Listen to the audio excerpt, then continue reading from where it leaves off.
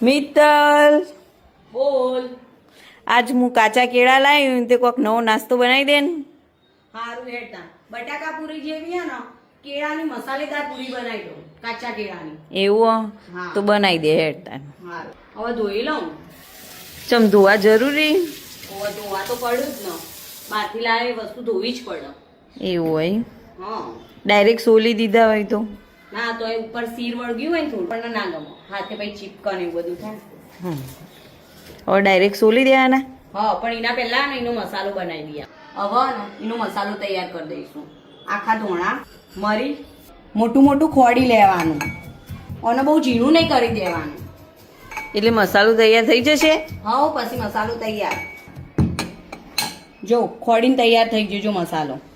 હવે એક વાટકી કાઢી લઈશું. જોયો ને? આટલું મોટું રાખવાનું એમ? હા આટલું મોટું રાખવાનું. ખીરું બનાવવા માટે હે ને ચણાનો લોટ, મીઠું અને પાણી લીધું હોય. હવે ખીરું તૈયાર કરું મિત્તલ? હા હવે ખીરું તૈયાર કરી દેવાનું. આપણું જેવું બટાકા પૂરીમાં બનાવીએ ને એવું જ બનાવવાનું, પણ આમાં એકલું મીઠું જ નાખવાનું. એના જેવું સેમ જ રાખવાનું એમ ને? હા સેમ જ રાખવાનું. મીઠું અને પાણી એડ કરી પછી દેવાનું. થોડું થોડું પાણી એડ કરી એનું ખીરું તૈયાર કરી દેવાનું.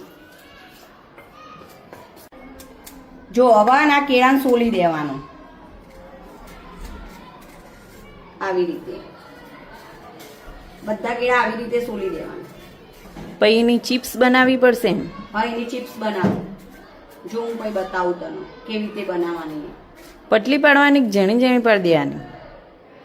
પટલી પાડવાની.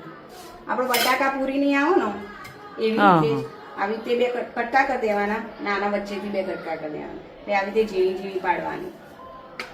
પછી એક એક જ કેળું કરવાનું ને કહે ના આવી કાળું પડવા માંડે કેળું. એટલે હંગાત બધા છોલી ના દેવાય? ના અંગાત બધા ના છોડી દેવાનું.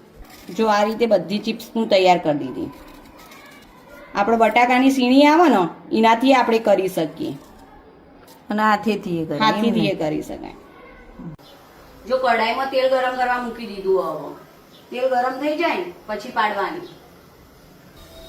ગરમ થઈ ગયો તેલ. હવે એક એક સ્લાઈસ લઈને આમાં એડ કરીને આવી રીતે કરવાનું.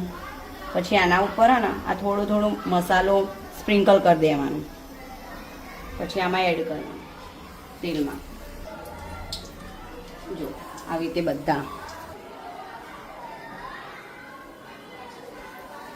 ડાયરેક્ટ મસાલો ઉપર જ નાખી દેવાની? હા ડાયરેક્ટ મસાલો જ આના ઉપર નાખી દેવાનો. જો આ રીતે હવે ફરીથી પલટાઈ દેવાની.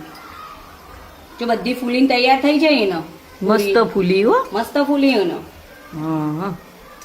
મસાલેદાર કાચા કેળાની પૂરી સારી લાગશે હે ને? હા હવે કાઢી દેવાની એક વાસણમાં. મસ્ત તૈયાર થઈ ગયો. જો કાચા કેળાની મસાલેદાર પૂરી તૈયાર. જો કેટલી મસ્ત બની હે. એકદમ ક્રિસ્પી ને બધી રીતે મસ્ત બની હો? મસ્ત બની હે. હવે હું બધાને ચખાડું તો કેવી બની હે. બધા રિવ્યુ આપશે એમ ને? હા બધા રિવ્યુ આપસી ઘરના. પપ્પા હા લા કેળાની પૂરી હે. ચાખજો છે હા કેળાની પૂરી ખાવાની બહુ મજા આવશે. આ તો હું ચાખી દઉં. હા ચાખો પછી કયો. લો વૈદિક તમાર કેળા પૂરી મસ્ત બની હો. મસ્ત બની હે. મસ્ત બની હા. લો મમ્મી બધા રિવ્યુ તો સારો આપ્યો. ઘણા ઘણા ચખાડી તે લાવ બીજું કહું. બીજું તો પપ્પા હા વૈદિક કેળા પૂરી ખાવાની મજા આવે. મરચું એ મસ્ત મરચું દેશી મરચું હા. લગરીશા તમે અને લડો તમે પકડી રાખો એડો તમે હા. બીજી બનાવવા જતા. આવી કાંઈ માટે બનાવતા રહીશું. આવી બહુ મજા આવી ગઈ. હવે આવી બનાવી દેવાની 15 આવી. બટાકા પૂરી બનાવી એના કરતા કેળાની પૂરી બનાવી એમ? કેળાની પૂરી કાચા કેળાની હે પણ. કાચા કેળાની? હા